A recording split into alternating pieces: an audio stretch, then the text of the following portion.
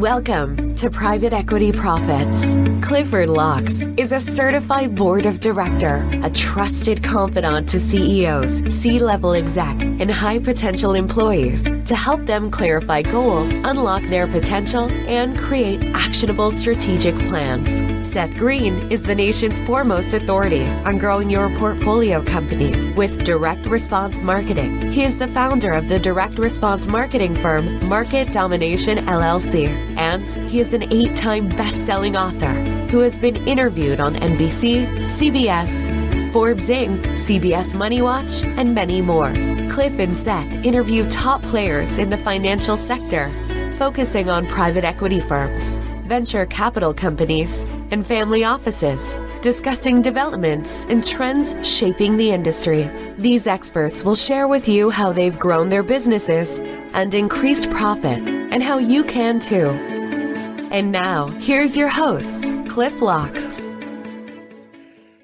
Welcome, everybody, to another episode of the Private Equity Profits Podcast. I'm Cliff Locks, your host. Today's guest is Jeff Higgins. Jeff has been a real estate investor for the last 17 years.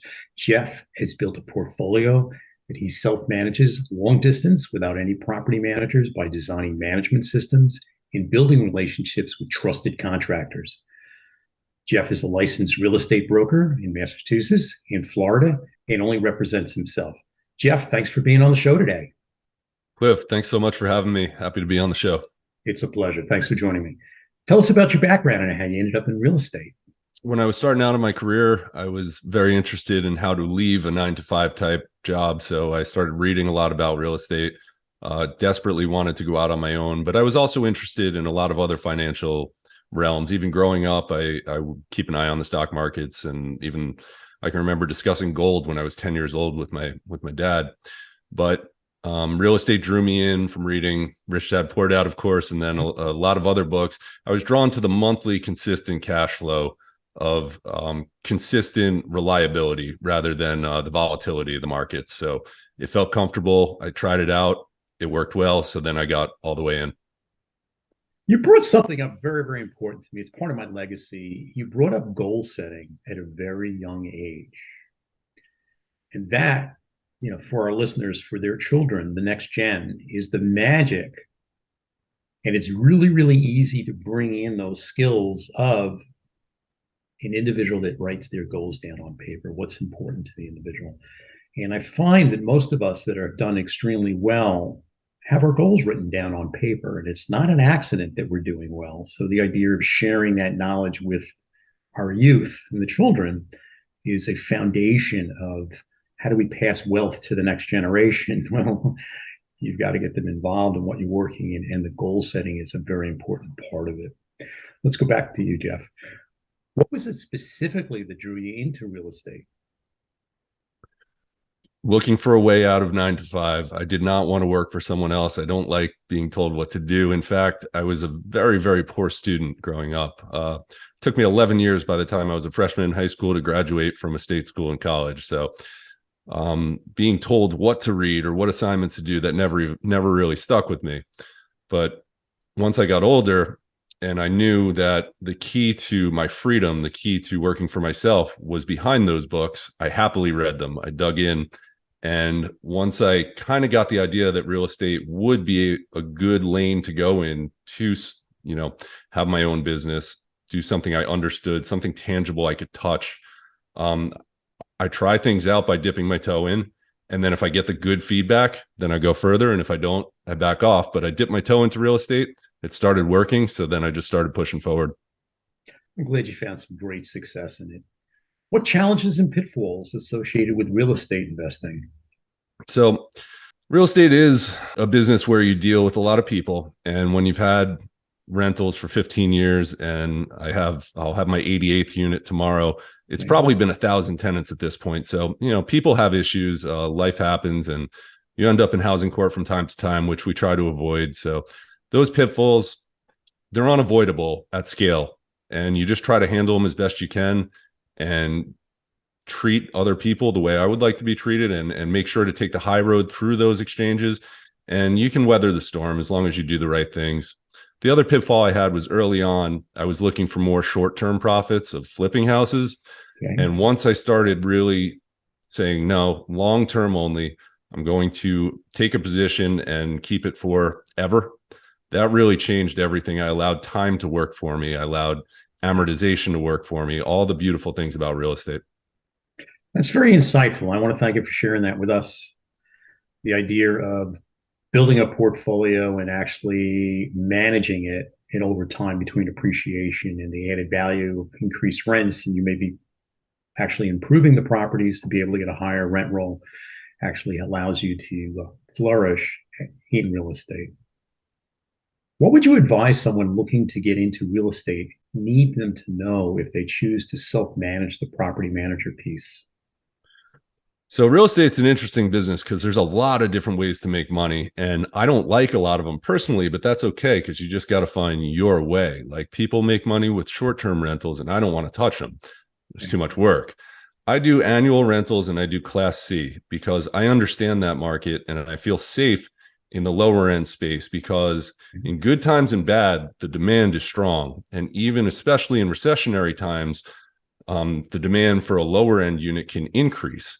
So for me, that allowed me to focus on cash flow. And cash flow allows me to comfortably hold a position and not worry about the overall valuation. It also keeps you out of trouble because if I demand cash flow, therefore I cannot overpay for a property hoping it will go up because it won't cash flow if it's already exorbitant. You know, you can only, when cash flow is attractive, the property is well priced. So I let cash flow be my guide, the month to month, what it's going to pay out. And that dictates where I'm going to put my money in real estate. That's extremely sound advice. The idea that cash flow allows you to manage the business intelligently versus waiting, which created some chaos for some investors at this point on that upside appreciation. Not everything goes up. You're living in a very safe area in the pricing model. So again, compliments. And I thank you, for sharing that with our listeners. Don't get too forward on the deal that you're doing at this point. Yeah, it's competitive out there, but do you really want to have that stress in your life, where cash flow allows things to happen and you're in a safe position? What trends do you see in real estate right now? So I stay hyper focused on my markets. And from 2006 to 2019, that was Central Massachusetts. And then I moved from Central Massachusetts to Sarasota, Florida. So I like to invest close to my home because I like to be hands-on and I like to be able to feel it and to touch it, to immerse myself in a market. If I'm only concentrating on a couple of zip codes, well, then I know when something is mispriced because I know what everything rents for and what everything sells for. So the trends in Sarasota, where I'm at right now, the inventory is still very low. They're building a lot, but the inventory is low. The demand for low-end apartments is super high. And it's still tough to get a good deal. You have to look really hard to make a deal that will cash flow. But if you try really hard and you're fully immersed in it and you're looking every day, you can find them from time to time. And once you're in it for long term, I have people that bring me deals because of my reputation. I do what I say I'm going to do. I close quick, stuff like that. You must have seen some tremendous appreciation down in the Sarasota market. Especially coming out of COVID. Prices were very, very volatile. Some houses, I grabbed a couple of great deals in April, May, and June of 2020, and those cemented my Florida portfolio. And then since then, it's been much more scalpel-like incision of acquisitions. It was easy for a couple of months if you trusted your cash flow model, and now it's a little bit more difficult, but we make it work. I appreciate that. You're also a mentor at the Fraternity of Excellence, and you're in the process of starting your own men's group similar to the fraternity. Tell me about that. Thanks so much for bringing that up. Real estate was something I focused on really hard for 13, 14 years, but I was missing something. It was very financially rewarding, but I wanted to have more meaning. And at the same time, I needed to do some personal development. So I joined a men's group, the Fraternity of Excellence. And I got what I needed, a lot of accountability among other men who are driven. And a lot of guys don't know these groups exist, but you join a community and you interact with these people on a daily basis, and it keeps what's important front of mind. Your fatherhood, your fitness, your finances, the stuff that's going to make you a better man. We don't talk about professional sports. We don't talk about going out to the bars. We talk about how to be a better man. So the fraternity has been wonderful, but I want to take it a little bit further and have my own spin on it. You know, they're not so much concerned with finances as I am. So I would like to start my own men's group, which is going to be the Men's Victory Alliance. And we're going to have a group where men can level up in their fatherhood, their fitness, their finances, their marriages. I like to talk about marriage a lot.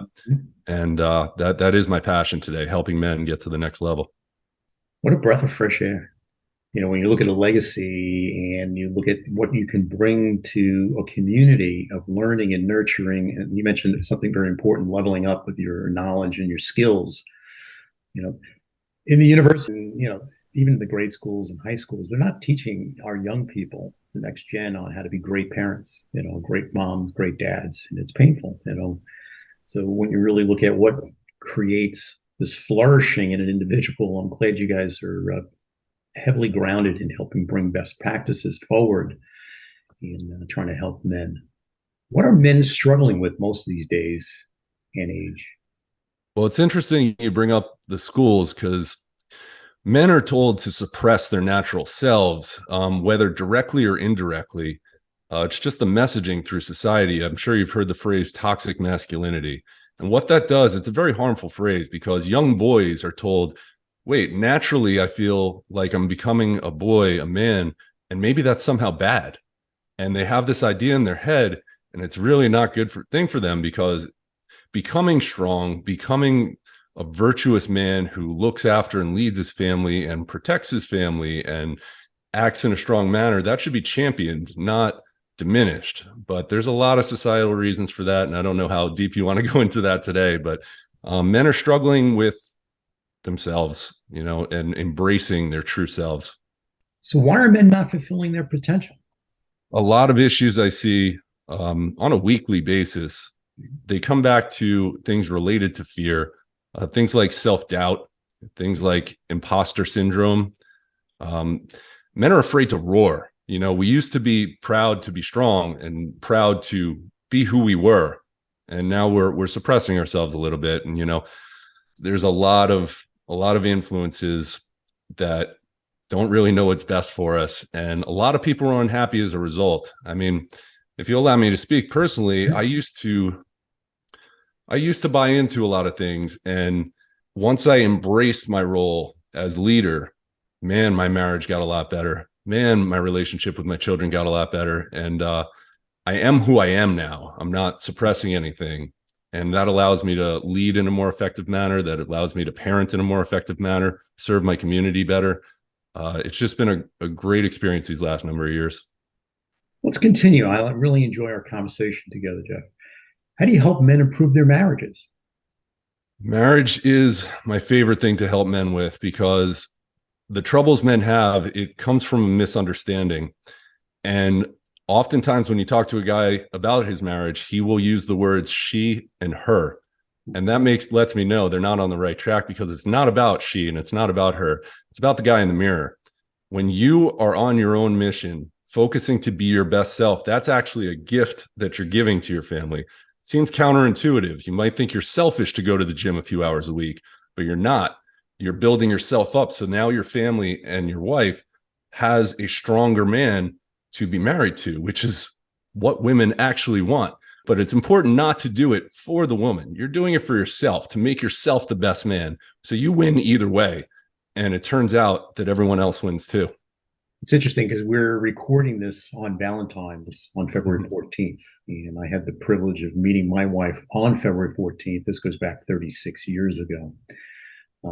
We met on the Long Island Railroad, which is the major transportation hub to go from Long Island into New York City, let's say.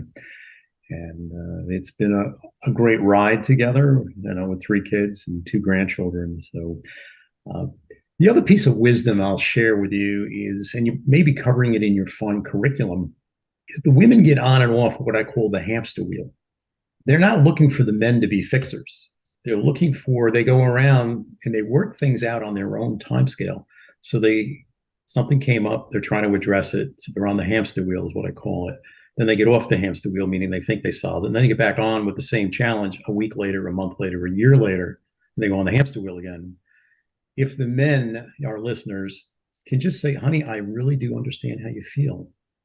and just give them the space and the time to work it out their way. Where if I went to Jeff and I said, Jeff, I need to solve this, I really want Jeff's idea or another gentleman input on how to fix something. But that's not how our wives or spouses and our girlfriends work through things. You take this little piece of wisdom into your life, you will have a happier life. Is there anything I haven't touched on that you would like to add? I would like to mention that besides the Men's Victory Alliance, I'm also working on a live event, which you can find at missionofexcellence.com, where I'm putting together a conference where we'll have 8 or 9 speakers, mostly topics on the same stuff: fatherhood, fitness, leadership. And that's going to happen in Charlotte in October. And that's a big project I'm working on. So I wanted to mention that, missionofexcellence.com. But mensvictoryalliance.com is the best place to find me. How can our listeners contact you? Are there any links you would like to share, like an email, phone numbers, or the website is the best way to contact you? Putting the email in the website will get you my free PDF, which is focus areas for a man to start winning at life. And that's at mensvictoryalliance.com. But best way to find me is at Jeffrey Higgins on Twitter. Excellent. I want to thank you so much for your time, Jeff, your advice in real estate investing, your Fraternity of Excellence, and your new organization you're building and the new event that you're putting together is something anyone listening can benefit from. I want to thank you for sharing that vision. I want to thank our listeners. I look forward to being back with you shortly for another episode of the Private Equity Profits Podcast. The show has been produced by Market Domination, LLC.